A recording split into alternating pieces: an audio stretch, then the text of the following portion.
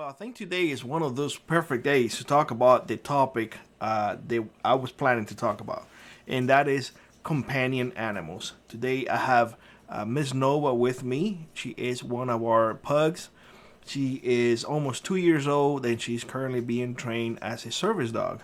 Now, in the prepper community, the dogs serve a purpose. Most of the time, serve as a guard dog, a dog that it will defend you, a dog that it will tell you when a threat comes into your property. Sometimes, to help you rescue and whatnot. Now, there is a different category that at least my dogs fall into, and that is companionship. I have a very small breed. For those of you who don't know, dogs are not dogs. Pugs are not big. They are small, especially the girls. The girls are even smaller than the boys. They are very friendly. They are very good with small childs. Very good with family and whatnot. They are a little on the gluttony side, meaning that they do eat until they throw up and then they eat some more. They just eaters. So you have to watch out for their weight and whatnot. But they are very good with older people as well. And of course, the moment that they hear something, most of them don't really bark a lot, but they will let you know. They will go straight to the door. They will go to the window. They will let you know in other ways that it's not barking, which to me is a plus. I don't like jappy dogs like Chihuahuas and such, like they're just barking all day long. No, they don't. Now, that being said, you have to also understand that when it comes to preparedness, there is an aspect that a lot of people do ignore, and that is mental health well-being. Of course, I'm not a doctor. I don't have any degrees on mental health or anything like that. I'm just gonna give you my 2 cents, and honestly, it is just my opinion. But over the years, I had noticed, people ignoring that section of preparedness and not included in their plans. Now, companionship animals have been around forever.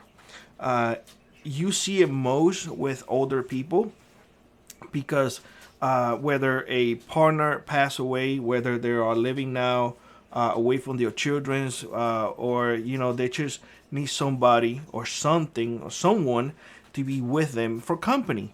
They choose to get a dog, a cat. Other people's get other animals, a bunny, whatever it is, but they do choose to go into that companionship. Now, dogs to me, I'm a big dog person. I'm not much of a cat person. I don't mind cats, but I'm not much of a cat person. But dogs to me do serve a purpose. For us, our mental well-being is very important, and we need things that will calm us down because when I was working, my job was very demanding mentally wise, and bless her heart, her job always was being very mentally demanding, meaning that she have to go through a lot of things at once.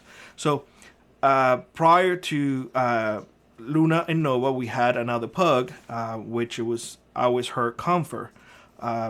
He will come and be with her all the time, and it helps her bring that stress down. And that's what I want to get. That's the point of this, to tell the truth. Have something or someone who brings the stress down. Preparedness is not something that is going to be stress free. It is very stressful, to tell the truth. You have to plan on pretty much everything that is going to happen, and nothing is going to be good, and stress levels are going to be high. So you need something or some release, something that it will help you at least stay mellow. And I think, in my opinion, a companion animal is a great way to do it. Now, like I said before, ours are being trained as service dogs, so they do have a job to do. I am keeping Nova a little bit more because I want to focus more on her training. Her sister is more obedient, and she listens a lot more. She's more dominant as well. This one is more docile, but we are working definitely, to have them both at the same level.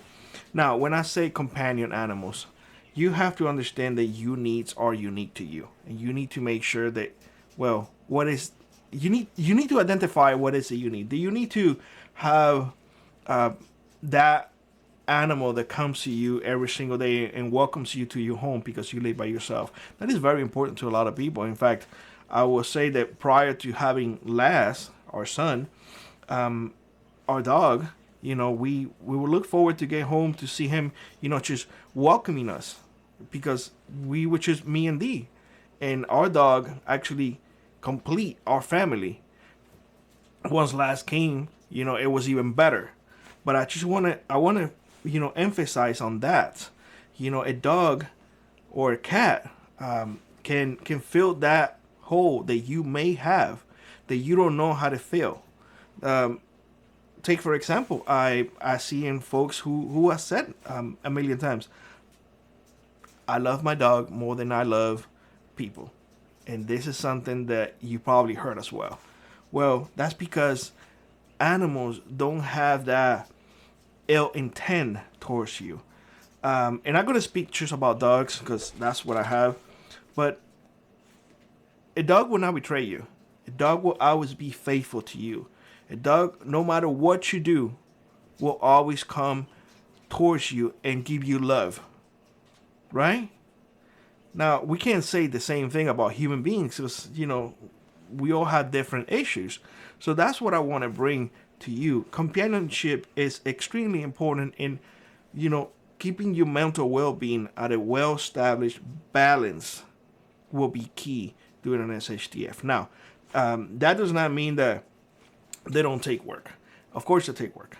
Of course you got to train them. Of course you got to spend money on vets and whatnot. Of course it's going to cost you a little bit more because you're going to have to buy food. But here's the thing, and this is something that I also want you to consider. When you're talking about large breeds and small breed of dogs, a large breed, yes, it's going to function a little different than a small breed, meaning that you're going to have that large breed, to help you protect your property and whatnot. But it's also going to cost you a lot more in food and in vet. They usually tend to develop more health issues just because of the nature of the animal.